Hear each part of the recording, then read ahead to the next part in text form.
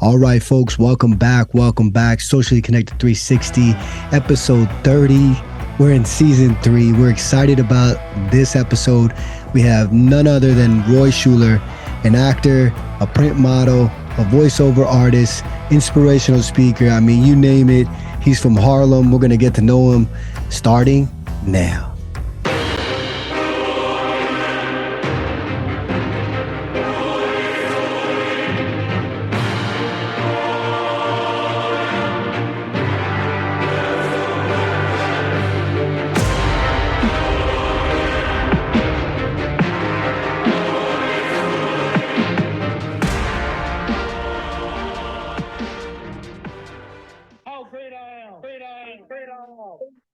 This kid's gonna be somebody better than anybody ever knew.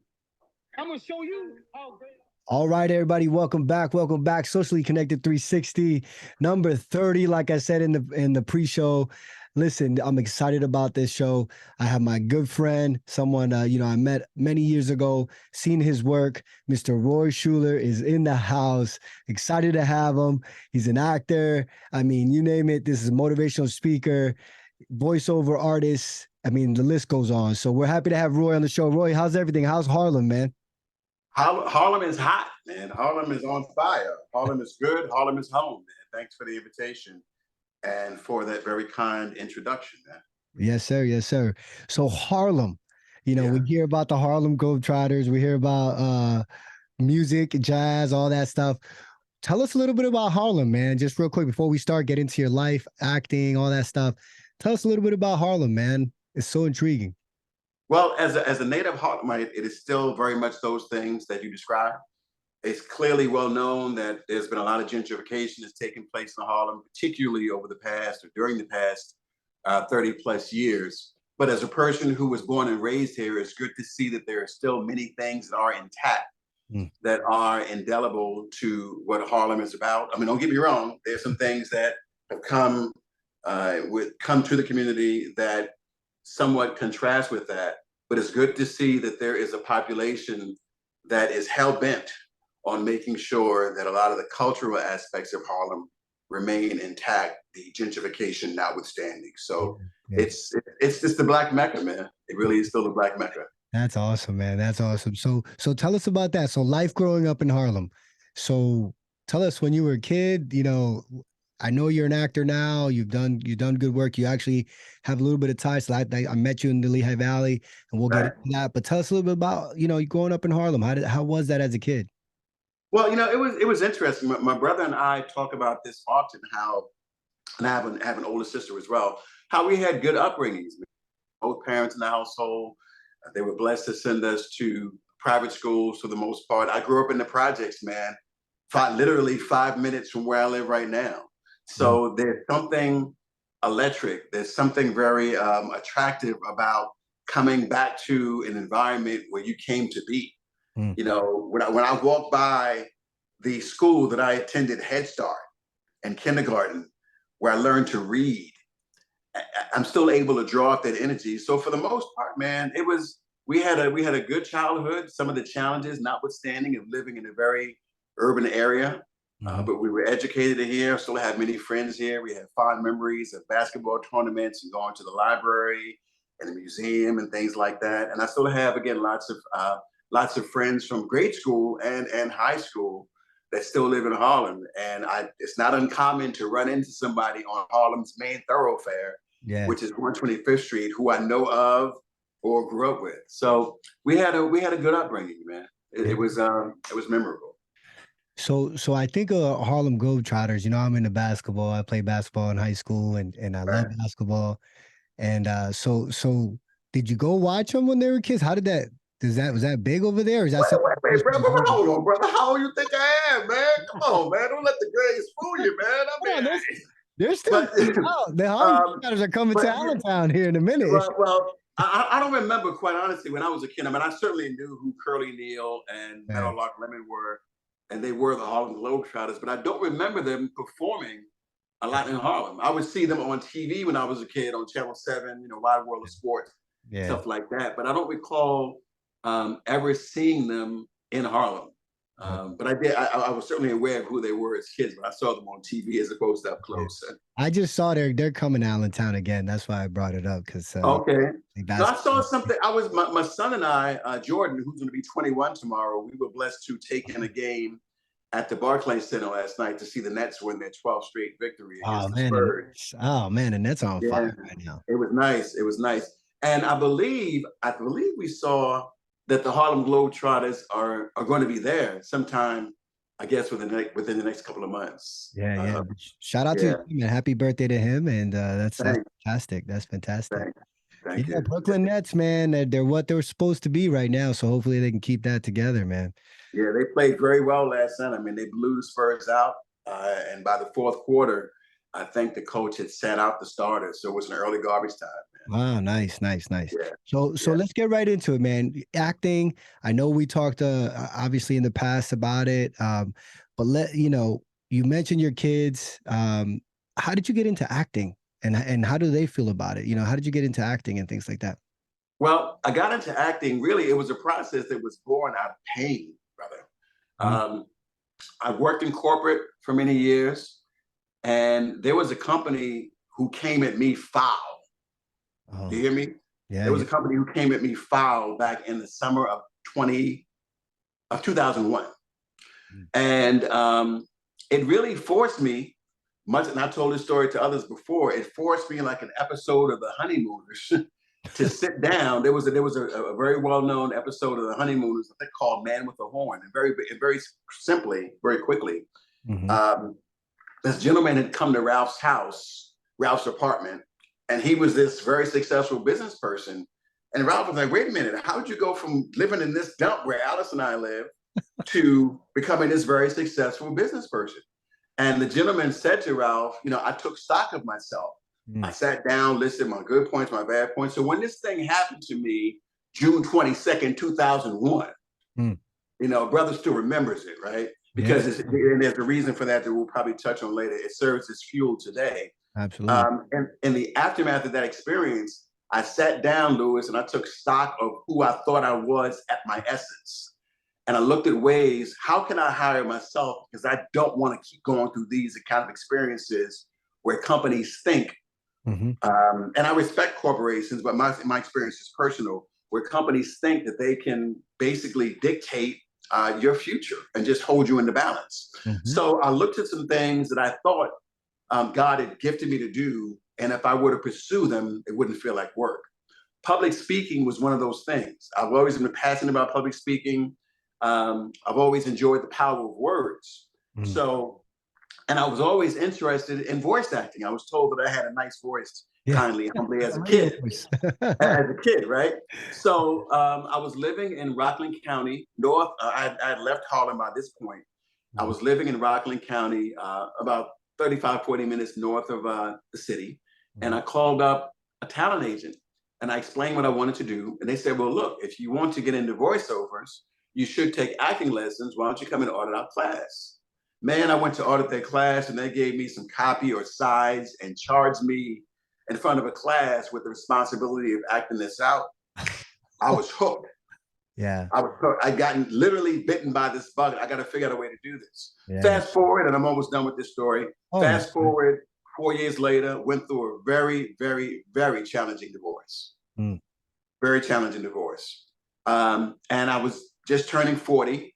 And I said, you know what? I want to pursue this. So and modeling was an interest of mine as well. So I hooked up with an agent out in Reading, Pennsylvania. He's since passed away. Randy Donatelli Modeling and Casting. And he thought he can get some work for me. He said to me, never give up. He said, things change on a dime in this business. This was 2005. Got a job with Dun & Bradstreet. 2 years later, September 19, 2007, Randy calls me on my cell phone. I'm at work. I think I have a spot for the commercial. What are you doing on Friday? Nothing. That's great. So I got cast in a background role in a commercial for Coordinated Health. And I remember I was singing with my church choir as a member of Greatest Shiloh Church in Easton at the time. Pastor Phil, what's up, y'all? And I remember sending it to the choir, the file of what I got. I said, don't blink. because you'll miss me. Mm. But as I close on the story, Luis, that small thing, that was the seed that God watered that gave birth to everything else that followed. Amazing. So in a nutshell, it was a love for, it was a process born out of pain that revealed my my desire to speak, to have a message, and I was always a bit of a storyteller. Yeah. And I had this love for power of words. That's how it came to be, man. Yeah, that's what we need in this podcast. We need you to just keep telling the stories, man. Don't worry about it. This is a podcast. Man. We can talk as much as we want here. Man, I'll tell you what, powerful, because there's a young person or even an older person, mind you, an elder or even someone who needed to hear that. You know, we all are going through difficult times. I mean, you mentioned a divorce. Some people have some health issues. Some people lose jobs. And they want to give up, and you know, you have that moment. You know, you have that moment watching that one episode, and it just clicked, like, you know, and so you pursued it, you moved on it, and I talk about that a lot, you know, in my little videos that I do, little shorts, little motivational stuff. I also do it to remind myself a lot of the stuff that I put out. Well, I talk about that. You know, we talk about, you know, action. You know, once you feel that, act on that, you know, act on it. You just never know. And again, like you said, and just like your agent said, don't give up. I mean, things can change on a dime. So that's amazing. So acting, how do your kids feel, or what? Maybe you saw their reaction when they saw you on TV on a commercial. I remember watching, like, you know, those old, like, shows back in the 90s, and you'll have those commercials come up. Well, how do your kids feel about that? And then obviously you've been in other things, and we're going to get into that, but how do they feel? Like, man, it's amazing. Well, they're very supportive, man. I have 3 children. My oldest is my daughter, Adrian. I have a daughter, Sydney, who just graduated from Hampton University. Well, my older daughter's a lawyer. She's got 3 degrees, man. Bang, Oh my she's got a God. girl. 3 degrees. She just passed the bar last year. Amazing. So she's an attorney, as is her mother, and one of her brothers, and her other brother is a very successful realtor. My daughter, Sydney, just graduated from Hampton University. Man. She's a journalist down in Charlottesville. My son is a junior at East Carolina University. And my granddaughter, Nyla, is a smart as a whip 5th grader. She'll be 11 in March. But all that to say, when they see me on TV, man, it's a real joy. Yeah. My younger children from my wife, my daughter Sydney and my son Jordan, they've been particularly close on this journey, because I remember when I did my first play with Touchstone Theater, W.T. George, what's happening? Emma Ackerman. Hello, JP, what's up, guys? I remember when I did my first play, and they were with me every other weekend, right? So, man, it got to the point where that first play that I did with Touchstone was like a part-time job.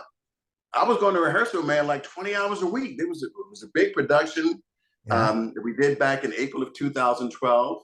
The name escapes me right now, may come back to me. But I say that to say Sydney and Jordan were particularly close because they would come to rehearsals with me, man. That's awesome. And, you know, I had rehearsals. We got to a point, Luis, where we had a run of the play. We did it Saturday and Sunday. We would meet from like 9 to 5. We would do a run of the play from 10 to 1, break for lunch 1 to 2, do it again 2 to 5. Yeah. And Sydney and Jordan would be right there at rehearsal with me.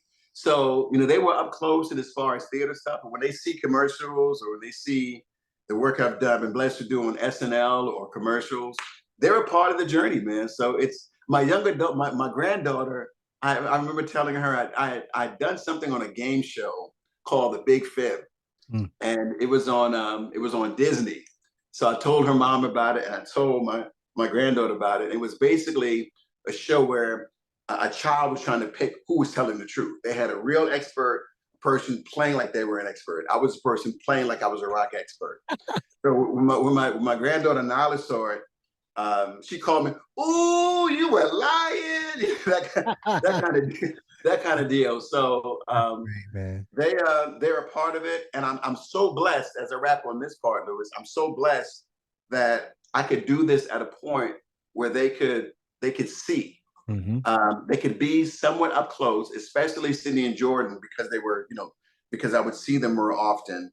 Mhm. And they could see the commitment that it took. They could see the work. They could see Yeah. the sacrifice. And Yeah. hopefully, humbly, there is something they can glean from my experience, and incorporate into their own journeys. Whether it's Sydney as a journalist, Jordan as a college student, my older daughter, Adrienne is more established and doing her thing, and my granddaughter. So Mhm. they're a part of the journey, man. Yeah, yeah, yeah. And again, the art of acting, is something that I truly, truly appreciate. I mean, it is very difficult. You know, you might not know this about me, but I played a detective one time Mhm. in my Mhm. brother's film. My brother Moses, he does some short films here in the Lehigh Valley. He works. Okay. He does some stuff, and so I played a detective in one of it. It's coming out soon. I'll get it to you. I'll send you the link. Cool. It's a short. I think it's a feature film, but I played Okay. it, and I can tell you, I said this before. When I interviewed someone else and we talked about acting, um, to me, until you're in the moment, right? Yeah.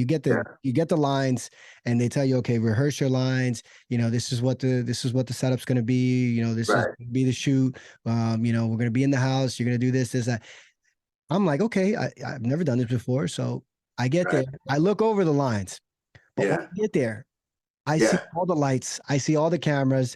Yeah. I'm like, oh my God, this is the real deal. Yeah. It's a little different. A little Oh different. yeah, oh yeah. It's Yeah. it's it's something that you really have to appreciate. You got to prepare, and we're gonna get into that. You're gonna give that good advice.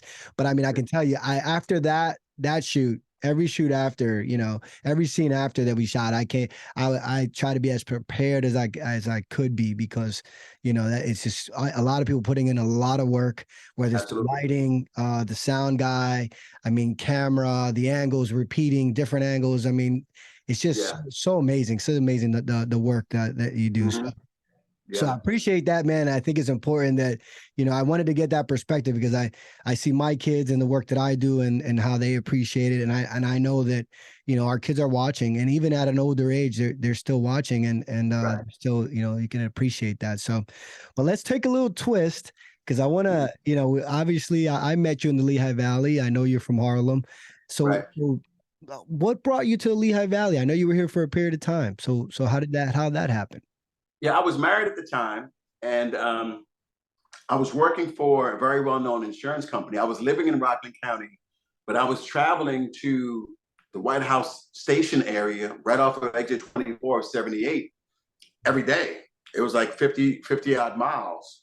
And one day I was at lunch with a couple of coworkers, and I saw a sign that said Easton, PA. It was either 32 or 34 miles. I was like, is that like Easton, like Larry Holmes Valley Easton? Hills, yeah, yeah, yeah. And they said, yeah.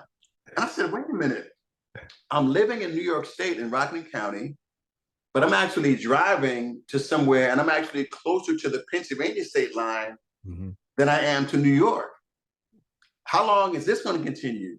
Especially, and this was back in 2001, 2002, Mm. when I found out how relatively cheap Lehigh Valley real estate was Oh yeah, oh yeah, compared to New York. oh my God, So night and day. a buddy of mine brought in a newspaper. Maybe it might have been the Express Times, from Lehigh Valley, and I showed my then wife. Long story short, we had an opportunity to make an intelligent investment. We had a townhouse that we had bought in Rockland County, so we had an opportunity, kids being young, to make an intelligent investment, and at the same time, in theory, improve our collective quality of life. So we ended up selling our townhome in Rockland County. We built a house in Forks Township in Easton, Mm. and that's how we got there. Now I ended up getting divorced and I sold the house, but of course I remained in the Lehigh Valley. Yeah, I was anchored there by my membership in a fantastic church. I mentioned Greater Shiloh, and it was in the Lehigh Valley that I became an actor.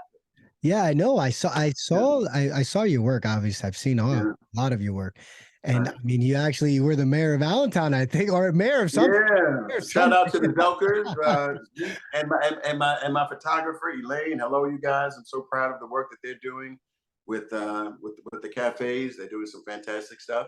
But Mhm. yeah, I was blessed to get cast as the mayor in Zeke's film Billboard, and his wife has been my go-to headshot photographer since 2014. She does lovely work. She's just a fantastic person. Yeah, yeah, yeah. So again, we have some stuff in common, man. It's amazing. Yeah. So I actually play. I didn't make the cut though. I didn't make the cut. There's the thing about acting, right? Yeah. And you know this more than me, but sometimes you get casted for things and they just don't Mhm. seen in the film or Yes. you know, Yes. that happens a lot.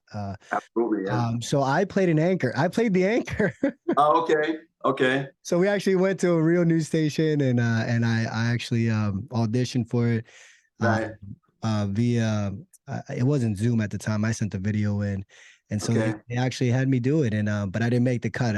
It just did. Okay. You know the films, and you know this better than I do. But a lot of times there's so much film, and then it becomes a lot and more time, and now it's just more than a Yeah. feature, more than a feature. So, but that's Absolutely. wonderful. That's wonderful, man. And like I said, I love seeing you up there as the mayor. I was like, man, you should be the mayor for real. That's Thanks. great. It was So, fun. but I want to get back to just the acting part of it. Yeah.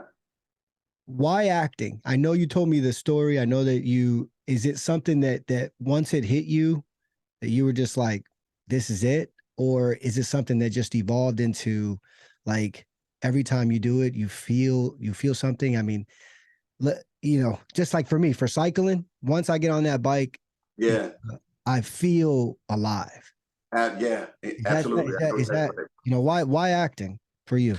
Well, a good question. I mean, and there's some similarities there, but there were a few benchmarks in my life that um, sort of drove me in that direction. I remember I was in the 6th grade, and I had a fine teacher named Miss Holly. Right, Miss Holly was fine, right? And I remember, Luis, the assignment was in class to create a commercial, right? Yeah. And there used to be a wine out called Wild Irish Rose, right? And they had a little jingle, everybody knows, Wild Irish Rose. This was like back in the 70s, right? So Great. I remember 6th grade, I remember rewriting the lyrics, and it went from Wild Irish Rose to Roy's Irish Rose. Oh, that's great. That's You know, better. so I changed the lyrics a bit, sang it, and then I had a buddy of mine. His name was Lorenzo Johnson. I still run into him every now and then because we have the same barber across the street from my apartment. Oh, that's And great. I had him serve as the celebrity endorser. Back then, my favorite basketball player was Walt Frazier. So at some point during the commercial, after I sang the jingle, Lorenzo came up and played Walt Frazier, celebrity endorser for Roy's Irish Rose. So that was a benchmark. Great. I was a very big, and still am a very big, Michael J. Fox fan. I remember seeing him on the Tonight Show, and Johnny Carson was interviewing him, of course. And he said, so Michael, he said, so did you take acting lessons? I think Michael grew up in Canada. Yeah. And his response was, well, I was a regular BS artist. Bam! I said, hold on. If this guy can take becoming a BS artist into becoming an actor, I got some BS I can put out there and work with too. But the one other thing, and then I'll move this forward. I was always, from the time that I was a kid, I was always, man, very passionate about the power of words. And when Stevie Wonder released Songs in the Key of Life in 1976, I was 11 years old.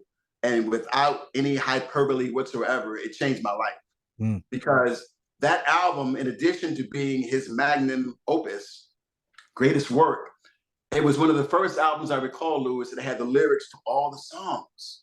So I would sit there, man, and I would study the lyrics to Sir Duke, I Wish, Pastime Paradise, Knocks Me Off My Feet, Black Man, I Am Singing, all those songs.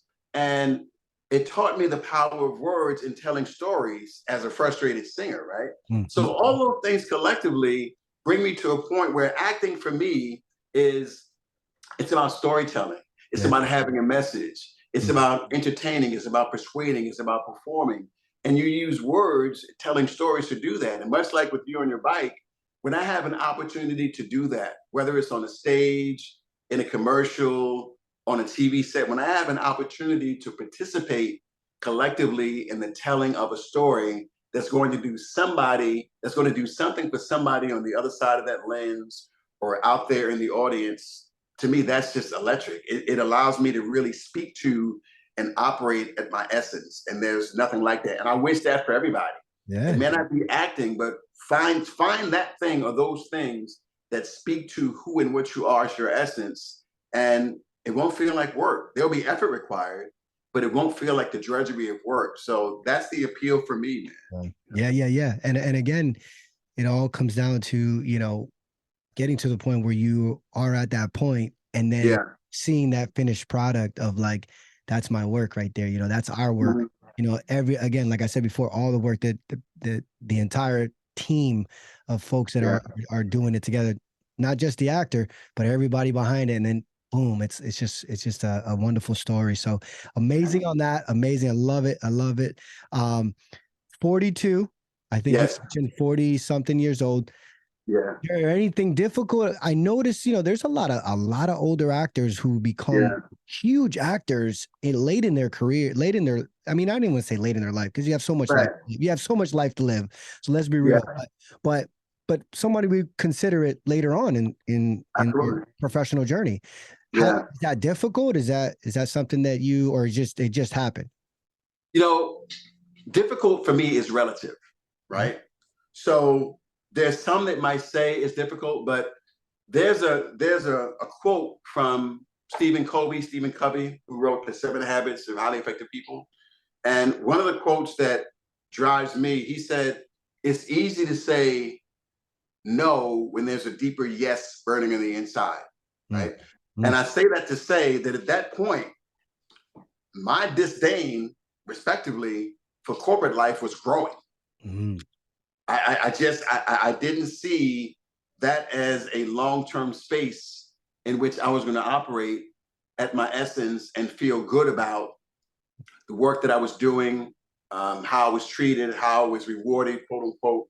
So the reason that I say hard is difficult is relative is because there was a deeper yes burning in the inside of me. So I started when I did my first commercial, I was actually working for Dun and Bradstreet, mm. right there in Center Valley, right? So there was this dual existence, if you will, of pursuing what I believe was true to my essence, and then doing what it is I needed to do by day, Oh yeah. until I could get to a point where I could leave that and dedicate more of my time. So I didn't see it as difficult as because it was something I was committed to. Mm, And it was something I was committed to doing in the long run. And because it spoke to my essence so deeply and so clearly, it was one of those things that I was not going to extinguish. mm. It literally lit a flame in me, and I did not want to. I didn't want to extinguish it.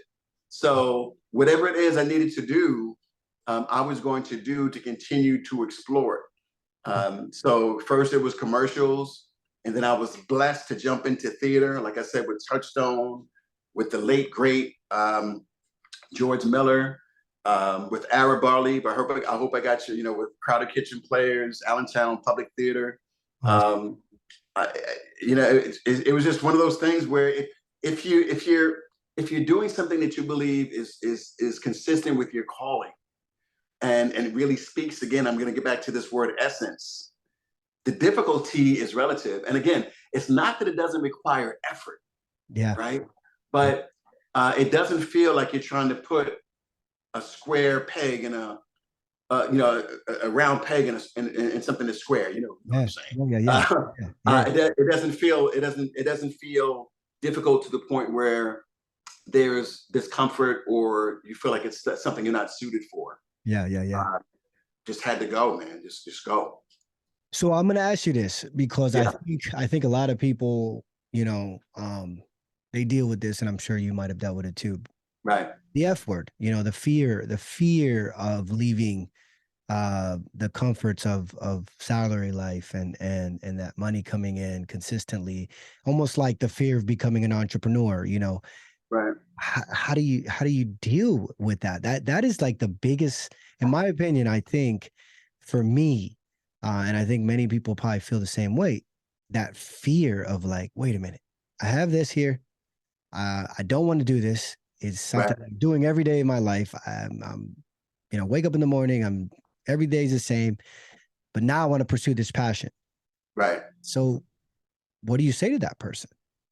Well, I didn't leave what I was doing for my sustenance while I Mhm. pursued acting. As a matter of fact, I still have a day job now. And I'm glad you brought that up because the overwhelming majority of actors have some sort of day gig or have some sort of gig that they do outside of acting. For their economic sustenance, because the notion of just jumping into acting and having it satisfy all of your economic needs can be a bit disheartening. It can cause a bit of a frustration, so much so that you can blame the industry for not giving what you thought or what you think it should be giving to you. So again, while I started acting, I had a job with Dun & Bradstreet. I worked for our friend for a year, Reverend Dr. Gregory Edwards, at the church at 144. With 9th Avenue, with 9th Street, over on Turner. Resurrected Life. I worked there for a year. I worked for Olympus for a year. So I had a gig while I was still pursuing acting, and I still work as a substitute teacher for the New York City Department of Education here in New York. Very nice. As a substitute teacher, because it gives me the flexibility of taking time off when I need to book a job, auditions, work when I want to, and the per diem is decent as well. And I enjoy working with kids. Oprah Winfrey has a quote where she says, do what you have to do until you can do what you want to do. So even though acting is going very well, especially over the past couple of years, I still keep my day gig because that is an important part of my economic sustenance. So I'm going to get back to there is some notion of having a dual existence, if you will. And let me say this too, Luiz, that in no way, shape, or form is any kind of a failure. It's not to say that a person isn't taking a risk, but you approach it realistically. There was a gentleman who approached me some years ago, had an aspiration to act, and he said, I'll book a few acting jobs again. I'll book a few acting jobs a week, and I'll support my family. And I remember saying to him, okay, on what metric are you basing your ability to just jump into acting and being able to support your family? And I have to ask that question. I'm not one to try to extinguish anyone's aspirations or dreams, but I have to ask fair questions, because you can end up jumping into this or any other pursuit and being disappointed. Absolutely. Because you didn't do your due diligence. So all that to say, man, I keep my day job. There is some element of risk with anything new, but I worked for many years as an insurance underwriter. Underwriters are trained to gather information to assess risk. So I'm able to lean on that training and that understanding in my pursuit of what it is I want to do. I hope that answers your question. No, for sure. And again, I bring up that fear factor because again, you make it realistic when you explain it the way you just explained it. For instance, I'm a podcaster, but I'm a full-time podcaster. Right. I'm on season 3, episode 30, which I'm happy about. This is great. But I take this very serious. And I think, obviously I know that you take acting very serious, just because you do have a day job, or you will, you'll have other things that you have to do because you want to take care of your finances. And then that's your bread and butter, but your passion.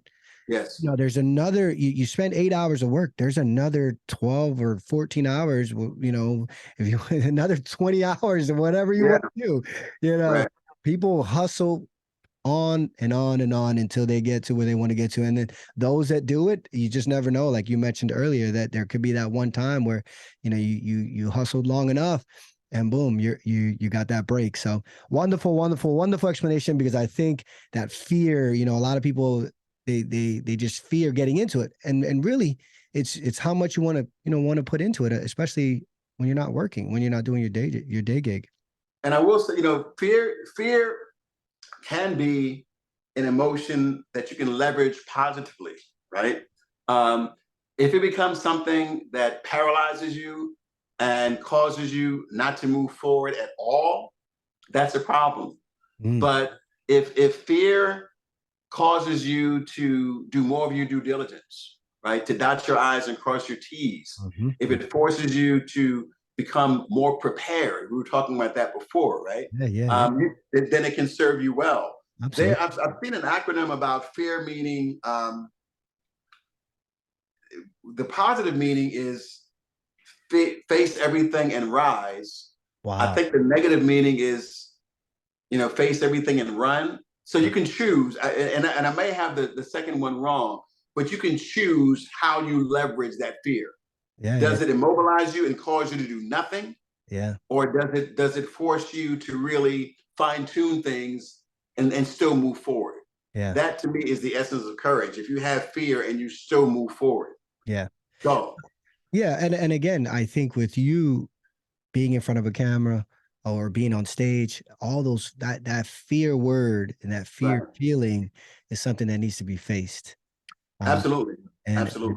you explained it extremely well. Thank you. And I love that. I love that. So let's talk about that because you said theater, commercial, extra, Mhm. voiceover. Obviously there's some fear in each of them. I mean, obviously when you're in theater, you're just there. You better make it happen. What is your favorite? What is your favorite work? What is your what if you could do all of them? I mean, you probably you would and you have, but what would you want to do if you could do one of those? Is Um, that a hard question? well, I'm going to answer this in what sounds like a very nebulous way. Mm, Um, mm, I want to operate in a space that brings me as close to my spiritual and natural essence as possible. mm, So if that's theater work, which I thoroughly enjoy, if it's voiceover work, which I'm planning to do more of this year by faith, mhm. thankfully I don't do much extra work anymore. I paid my dues, man. Yeah, yeah, yeah. I used to travel from the Lehigh Valley to do background work, and it was very valuable years ago. But thankfully, I'm in a position where I audition for Mhm, principal work, work where you have lines. mhm. So I rarely do any extra background work nowadays. But I don't know if it's possible to pick a favorite because I think when it comes to, and I'm blessed to work as a print model as well. When it comes to voiceover, when it comes to TV film, when it comes to commercials, there's something about each one of those that speaks to my essence. Mm, So if it speaks to my essence, and if it brings me a real sense of fulfillment, it's difficult to choose one that's a favorite. I do enjoy live theater. There's nothing like that, and that has been wonderful training for me. yeah. So if I gotta pick one, Lewis, I would lean on the theater because it's such there's instant sort of gratification, instant interaction with your audience, and Yeah, it's live in the moment. You have to be, your antennas have to be up. yeah. There's no time to we're gonna do it again. Go have a water, come back. Nah, Yeah, you're yeah, in you're in your element in your moment. So if I had to choose one, yeah. theater would probably be it. Yeah, and I would, man, I would assume that, folks getting into acting, that probably would be a great way to get in and really just, even if you're working behind the scenes or Yeah. just, being in the presence of that environment, learning that that's just really, really powerful stuff, theater work. So awesome, awesome. So ups and downs. Um, anything come to mind in acting, ups and downs, anything that you would think maybe you got a role you thought you were going to get or you didn't get it? Any ups and downs? Um, I tend to take things like that in stride. Mhm. Um, you know, I'm sure there have been instances. Well, there have been instances. Not I'm sure there have been instances where I've auditioned for something that I would like to get and didn't get it. But I tend to take those things in stride. I will tell you a quick story though. Yeah, let's do I it. remember living in the valley, man. I was telling a story to a buddy of mine just the other day, as a matter of fact. Brian Panella, who you may know, he lived in the valley as well. He's here in New York pursuing acting as well. We had Oh, great. coffee one day last week, right? So, quick story. I had done like my first background gig in New York. This was maybe 2011. I was living in the valley, excited, right? And then the casting company that hired background actors actually reached out to me. They called me or emailed me, said, "Look, we think you have a nice look for this show or this scene. Why don't you put on your Sunday best, come out to Brooklyn, and we'll make a decision." So that's what I do. I was living in Bethlehem at the time. I drive out to Brooklyn, Sunday best, Luis. Yes, yes. And Shoot. I'm in this office waiting for someone to see me. And this guy is going down the aisle, just speaking to people. And I didn't know he was making assessments of them. Yeah. So he's like, boom, boom, boom. He stops in front of me, not what we're looking for. Boom, boom. I'm like, yo, whoa, whoa, whoa, ho, ho, ho. What, I'm like, yo, what a moment. What a moment. I'm like, yo. Did I just drive out here from Brooklyn for this guy to look at me for a millisecond and tell me you're not what we're looking for? Man, Jesus. So after I picked my face up off the floor, Man. I went to the front of the office. I had to sign something to say I was there. Yeah. I get my $17 check a week or two later for my troubles. Yeah. Now, that would not happen today. Yeah. But that's something that modestly could have easily deterred a person to say, yo, I'm washing my hands with this. I'm not, but it was part of my journey. Yeah. You know, so ups and downs can include things like that. It can include not getting a role. It can include having financial challenges. Yeah. But I tend to be a pretty myopic kind of thinker. And when I lock in on something, I don't really pay attention to what's going on to the left or right of me to some degree. Yeah. And I focus in on the task at hand. So again, much like the question you posed before about difficulty, to me, that's relative. Yeah. I think there's some ups and downs. You just have to anticipate if you're going to do this. Yeah. And if you walk into it with an attitude of anticipation or expectation, I think that can sort of dull the moment, if you will, when it happens, and still equip you with the ability to move forward in spite of that. Yeah. You know, but it is a journey, and dealing with rejection, dealing with uncertainty is not for everybody, but it's part of the deal, man. Yeah. And again, that's why it's important for, anyone who wants to get into acting or even behind the scenes or just in the whole world of theater or acting or movies or commercials or filmmaking. This stuff's gonna happen, and you just got to be able to roll with the punches. Like I always say, in life, you got to roll with the punches. It's like anything else. But amazing stuff. So let's a couple more things to cover. So I saw you were on Comedy Central. Let us know a couple of the most memorable moments. Comedy Central to me is pretty amazing, but tell us a little bit about that, and then some stuff HBO. What was all that like? Well, the Comedy Central gig, there's this show called Aquafina is Nora from Queens, right? And it's going into its third season. I was blessed to book a role last year for season 3. Season 3 hasn't started yet. So it should be out sometime this year. I had a funny scene that I won't comment on because I want to maintain the element of surprise when it does air. But that's the name of the show. I filmed it, I think, back in September, following an audition. So it was an opportunity to do some comedy, which was funny. It was very electric. I got some great feedback from regular cast members the day that I was on the set. So that episode should air sometime later this year. And then the HBO thing was just magical, Luis, because when I auditioned for the role of a barber for a promo for a show that stars sports journalist Bamani Jones, who lives here in Harlem. I actually ran into him. He lives not far from me. Oh, that's amazing. I ran into him after we worked together last year. So they were looking for an old school like Harlem barber. Oh, that's great. And I just went for it. Yeah. And I was blessed to get cast. So I appeared in the promo for his show that appeared on HBO. So I think the promo ran for 13 weeks. It was for season 1 of his show. So that was my HBO experience. Nice. So both of those were fun, man. That's amazing, man. When I saw that, because obviously I follow your feed. So if you know Roy Shuler, by all means, follow his feed. He's gonna let you know when he's booked. It's just amazing. I just love to see those posts, man, when you start sharing them, because I'm like, yes, keep going, man, keep doing it. Thank you, man. And I love just the growth of everything, and it's just always good to see good people that continue the journey, and it's just beautiful to see. So awesome stuff. Any advice? Somebody wants to get into acting. Any advice you would give to them? This is a business. Mm.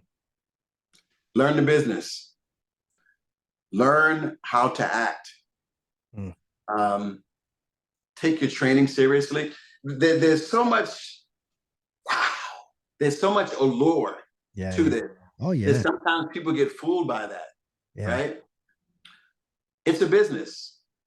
And it's so important to approach it as a business and to commit yourself to learning this business and how to act. Mm-hmm. And to operate, you talked about entrepreneurship, to operate as, and there's a term called actorpreneur, right? To operate as your own entity, right? Awesome. Learn how to act. Learn that this is a business. Learn how to build relationships. Learn how to get yourself work. And know your why. Know your why. Why are you pursuing this? Are you pursuing this just because you just want to, hey, did you see me? Okay, that can be fine. It may not be too self-sustaining, but whatever your reason is, but again, learn that this is a business. Learn what casting directors do. Learn what agents do. Learn what managers do. Learn what agents and managers look for in someone they're going to represent. Learn what it's like to be on a set. Oh yeah. What a director does, what a first AD assistant director does, what a PA does, and the term PA, production assistant, thank you, what they do. Learn, get on a set. Contact your local university to see if they have directing students, if they're directing short films, how you can get into a short film. But learn that this is a business, and this is not to minimize the passion or to extinguish anyone's flame, but approach this as the business that it is, and look to enjoy yourself and have fun doing it. Yeah, definitely a profession, man.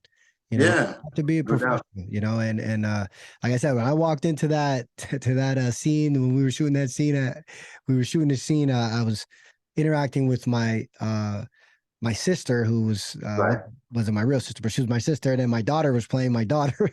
Oh, okay. We're shooting a scene inside the house, and I, at that moment, I said, "Wow, this is so professional." Just when you get there, you see the lights, you see the camera, you see everything, the sound guy. I mean, it's just, they're taking it very, very professional. And as an actor, like you said, you just got to take it serious, man. You got to take it real serious. So amazing stuff. This is stuff that young folks that aspire to be actors or get into theater, they need to hear it. They need to hear it. And coming from you, it's important. Now I always think about, Denzel Washington, a lot of these, these feature film actors, and you can see that they took it serious, that they were hustling every day. And even till this moment, you could see it in their acting. You could see the professionalism. You can see the passion, the way that they get into those roles. And maybe that's something you can touch on. So you got a role, you're playing the mayor of Allentown. Can you tell us a little bit how do you get into that? How do you get into that moment, that role? Well, there are a few ways. You look at how politicians operate. Whether it was the former mayor of Allentown, I know he's not with us now as far as in society, the beloved Ed Pawlowski. You look at examples, and then you approach it in the moment. Okay, what are you saying and why? Who are you before? What's your purpose for being there? What are you saying? What are you doing? What are you communicating? There's a phrase from a very well-known acting guru. His name is Sanford Meisner. There's a technique called the Meisner technique, but he's one of his most powerful quotes is, you know, acting is behaving truthfully under imaginary circumstances. So how do you convey the truth in this imaginary circumstance of being in this press conference? That's powerful, man. That's powerful. You know, so to me, that's my approach. You know, Yeah. what are you saying and why? Where are you? And you live in that moment. Yeah. And I'm so thankful for the wonderful theater experiences I had when I was in the Valley, because those experiences still fuel me as an actor today, and as far as the importance of remaining in the moment. And I bring that to auditions, and also bring it to when I'm on a set in a commercial or theater or, you know, TV or film. So wonderful. You know, that's what you tap into. Wonderful. How do I portray this in a way that's as truthful as possible? Yeah, I mean, it's amazing how folks get into those roles, and then you see them in interviews, and they speak like us, you know, just regular people, because they're regular people, but they get into, you know, you get into these roles. I see your commercials, I'm like, man, that's Roy, that's my boy Roy. I got to tell you this, and I hope we don't go long as a result. No, I was blessed, man. When I played Tom Robinson in a local production of To Kill a Mockingbird back in 2014. We had 9 shows at Pennsylvania Playhouse, May of 2014 through June, and it was one of the most magical experiences of my life, man, personally and professionally. But I say that to say this: Tom Robinson was a Black man who was accused of raping this white woman, and everyone knew he didn't do it. I tapped into an experience, Luiz, that I had as a teenager. I was still living in Harlem. I was going to St. John's University. I was working my job at New York Hospital, where my parents worked. They're both with the Lord, very influential in my life as well. God bless. And I was talking on a phone to my girlfriend at the time, and I was behind Julia Richmond High School. And unfortunately, this was an area, Luiz, that was known for having guys who looked like me who sold drugs. Here it is, I'm a college junior, St. John's University, got my college jacket on, just came from work, talking on a payphone that these drug dealers who look like me used to use. And there's a point to this. Yeah. And a white officer came over to me, and he said, "If I catch you using this phone again, I'm going to arrest you." Oh, wow. I couldn't make out what he was saying, because he was talking to my friend who passed away. His name was Al Dreers. He was wondering, while Al was standing in the corner, Al pointed and said, "I'm waiting for my friend who's on the phone." So the officer comes over to me. "If I catch you using this phone again, I'm going to use you. I'm going to arrest you." I'm trying to explain to my girlfriend what's happening. Yeah, I guess I wasn't moving quickly enough. Yeah. So he comes over, and now he's batting his baton. Oh my gosh. I say that to say this: I tapped into that experience of being a Black man who was accused of doing something that I didn't do, to bring a sense of frustration, realness, and a sense of fear to the Tom Robinson role. Man, amazing. And that happened to me in December of '85. Wow. And I played this role 29 years later. Wow. And it's still. So all that to say, man, you were asking about how to get into certain roles and how to play, you know, the mayor. We tap into, we have the power of being able to tap into real life experiences and bringing them into the moment. So we're actually living that thing right then and there. Yeah. So it's almost like side by side, you know. Yeah. So that made that a very, very powerful experience, because when I was playing Tom Robinson, I was playing the 20-year-old me. Yeah, you were Roy Shuler. That had to deal with this racist cop who thought solely because I was a Black man using a phone at 68th Street and 2nd Avenue that I had to be a drug dealer. Yeah. Man, that's powerful, man. That's powerful. So you got to tap into moments that really you don't even want to tap into. But to bring that realness and to tell that story, a powerful story through acting. And again, that's this is what people need to hear, man. If you want to become an actor, you got to be able to do those type of things. And that's difficult. I'm sorry you went through that, racial profiling, all that stuff. There's no place for that in this world. And I'm sorry you went through that, man. But thank you for sharing that. That's powerful. So I see we're gonna just turn real quick, and we got like 2 more questions. But I see something. There's 2 things that I know that I remember about you. One is pies. Wasn't pies, it was cheesecakes, man. Oh man, cheesesteaks. Yeah, I love the cheesesteaks. Cheesesteaks are phenomenal. They look amazing. Right. And then the other one is your workouts. I'm a person who's big on health, big on working out. Tell us a little bit about cheesesteaks, and then a little bit about why you share your workouts and how important it is. Okay. Well, very quickly, the cheesecake business was something that God spoke into existence, man. Yeah. I've been baking cheesecakes since 98, 99, never with the idea of it becoming a business. And then when I was a member of Shiloh, I started sharing them at singles events, and people were really liking them and stuff. And one day in January 2012, God spoke to me and said, why don't you try test marketing these cheesecakes? Yeah. And Luiz, it was a different voice because people had been asking for a while. And I was like, come on, man, this is your, I'm not doing that. But when God spoke, I put it on Facebook the next day, got my first order, and it gave birth to a business that I was blessed to run for about 5 years, from about January 2012 until the summertime of 2017, when we, and I say we because it was God and I in business, we were actually operating out of an incubator called Common Space in downtown Easton. Nice. That came to an end because my car broke down, couldn't get back and forth. But that's how that came to be.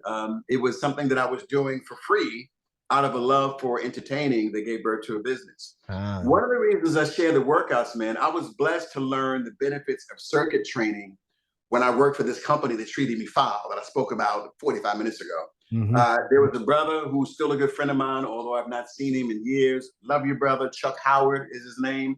He was the trainer at the gym for this company that I worked for. And I learned so much during the 5 years that I was under his tutelage, if you will. And I learned the benefits of circuit training. And there's still things I do today. So I've learned, man, how to get a nice workout in 6-7 minutes, man. I did it this morning. That's great. 25 push-ups, 50 crunches, 25 more push-ups, 50 crunches, 25 more push-ups, 50 crunches. And I'm doing this in about 6 minutes. So it's like aerobic calisthenics. Yeah. And I share it to inspire people and to let people know, listen, we all get 1,440 minutes a day. Yes, sir. Okay. Can you set aside 10 of them to exercise? Yeah. You don't always have to go to a gym. Now, I watch you too, brother. I see you doing the cycling indoors. You got the thing that you put the bike on, right? Oh yeah. I got 2 of them. Yeah, I got 2 of them. So you don't have to get to a trail to ride your bike. Yeah. Well, it's cold. It was cold. It was nice the last couple of days, but it was free. Yeah. You're right. Yeah, I went out yesterday, and I went out and did the Central Park Loop on said, I'll move over there. A week from tomorrow, Luiz, God willing, I'm going to register for the 5 borough bike tour. Beautiful, bro. Which is first Sunday in May 7th. I'm looking forward to doing that. But I share it, man, just to inspire and let folks know what's possible. Yeah, in a relatively short amount of time. Yeah. Well, and it really just boils down to the discipline. And again, going back to knowing your why. Why? What's the benefit of me carving out 10 minutes in the morning or 10 minutes, whatever, to knock out some push-ups, do some jumping jacks, do some crunches, whatever. You do that consistently, man, you'll see results. So I'm 57 and a half now.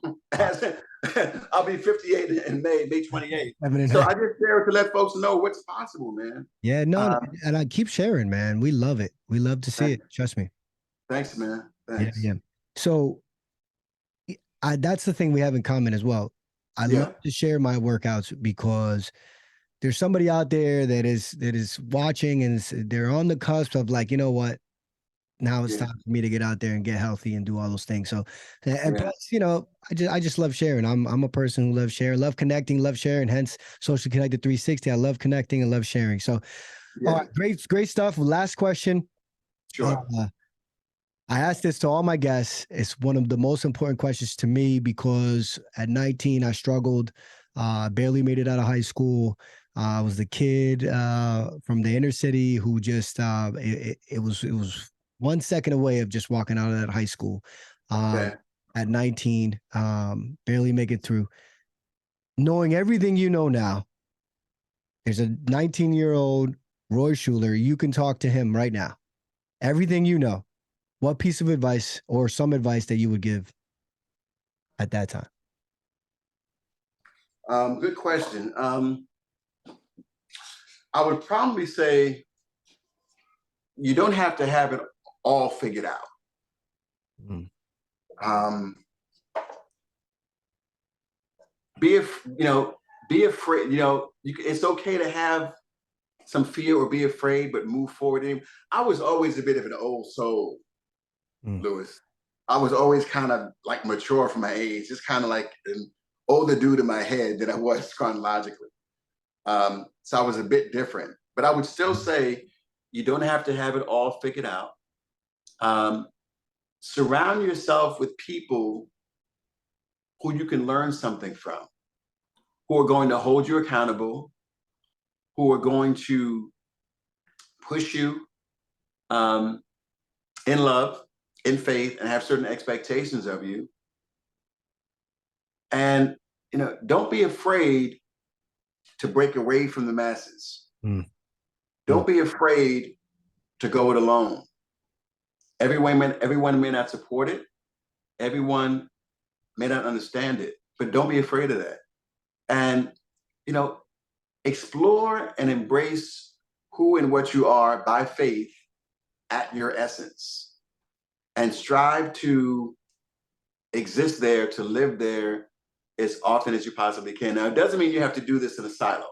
Yeah. It doesn't have to, you don't have to do this exclusive of other people, but take some time to get to know who and what you are, and pursue that in faith, pursue that boldly, pursue that without apologies. Yeah. And there's a 19-year-old out there that needed to hear that. Yeah. I mean, my son is going to be 21 tomorrow, so there's conversations that he and I have been having, especially during the past few years where he's been in college and he's coming into being the humbly awesome young man that he's stepping into. So learn, get some mentors, solicit people who can teach you something, in a constructive way, who have your best interest at heart. Absolutely. Wonderful stuff. Wonderful stuff. And again, like we said, if you want to get into acting, you want to get into theater and things like that, surround yourself, get yourself in that world, whatever that could be. Even if you don't know if it's going to just be acting, you could find a career behind the scenes that you never even thought could be the most passionate career you ever had.